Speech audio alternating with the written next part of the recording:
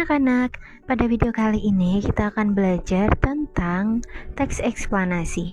Nah, ini adalah pelajaran Bahasa Indonesia kelas 6 bab 4 Kurikulum Merdeka. Kita langsung saja yuk belajarnya. Anak-anak, apa itu teks eksplanasi? Jadi teks eksplanasi merupakan suatu karangan yang berisi penjelasan-penjelasan lengkap mengenai suatu topik yang berhubungan dengan berbagai fenomena, baik fenomena alam maupun fenomena sosial yang terjadi di dalam kehidupan kita sehari-hari.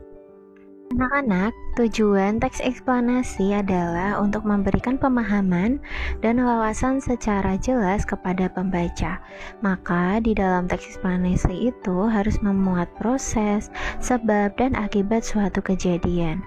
Nah, biasanya teks eksplanasi juga bertujuan untuk menambah wawasan kepada pembaca.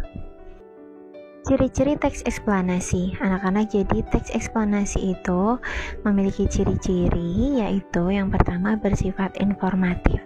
Apa itu informatif? Jadi teks eksplanasi itu biasanya memberikan informasi kepada pembaca tentang suatu fenomena.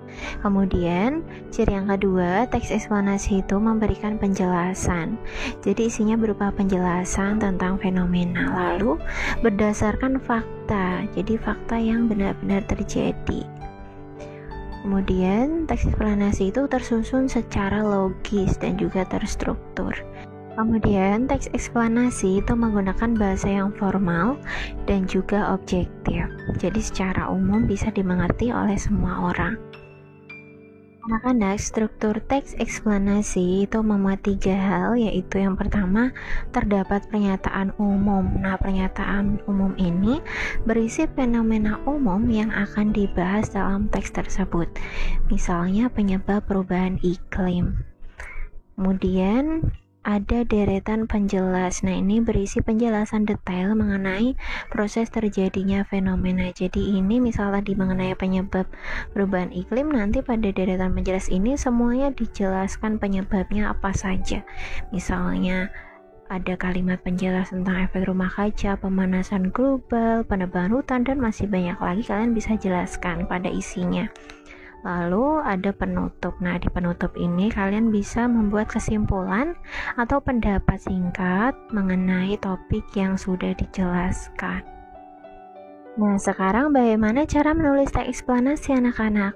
Yang pertama, kalian harus menentukan topik pembahasan dulu. Jadi, fenomena alam atau sosial mana yang akan kalian bahas. Yang kedua, kalian harus pastikan kesesuaian informasi dengan fakta. Jadi, kalian harus mencari fakta atau data-data sebanyak mungkin dulu untuk menemukan informasi. Yang ketiga, kalian urutkan informasi yang dituliskan.